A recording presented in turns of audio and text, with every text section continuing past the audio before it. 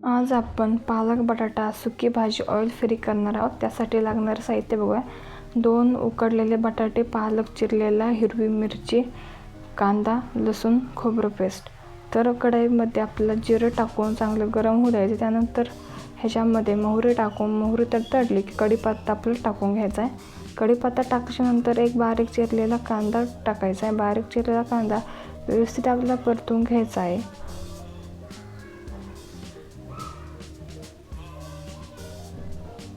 ह्याच्यामध्ये आता खोबरं आणि लसणाची आपल्याला पेस्ट घालायची आहे।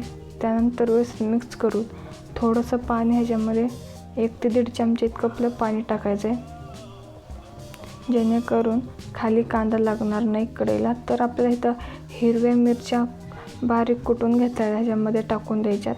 तर व्यवस्थित मिक्स केलं की ह्याच्यामध्ये हळद टाकायची। हळद टाकून मिक्स करून घेतल्याच्यानंतर 2 उकडलेले बटाटे आपल्याला ह्याच्यामध्ये टाकून द्यायच्यात।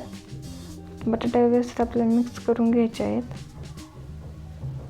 मिक्स झाले त्यानंतर आपल्याला बारीक चिरलेलं 1 वाटी पालक घालून घ्यायचा आहे।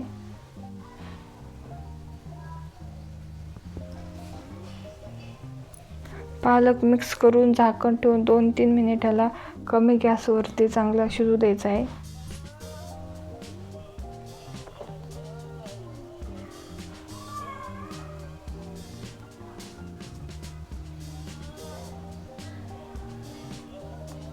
चवीनुसार मीठ टाकून घ्यायचं।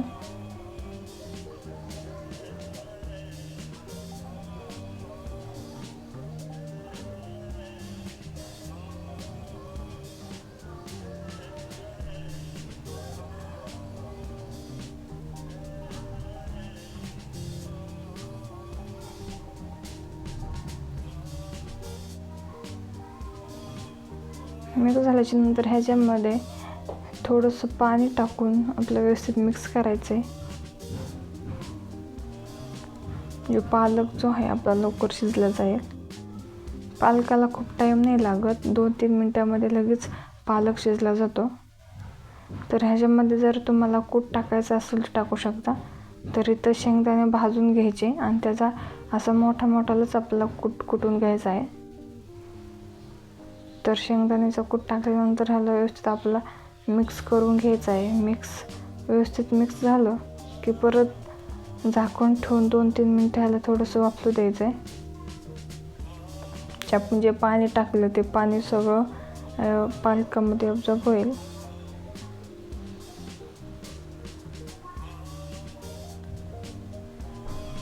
तर आपली भाजी बघू शकता मस्त रेडी झाली आहे। तर हे मस्त अशी एकदम तिखट झणझणीत एकदम सोप्या पद्धतीत ऑइल फ्री पालक बटाटा भाजी आपली रेडी झाली आहे। तुम्हाला हा व्हिडिओ कसा वाटला मला कमेंटमध्ये नक्की सांगा। भेटूया अशा नेक्स्ट एका ऑइल फ्री व्हिडिओ सोबत।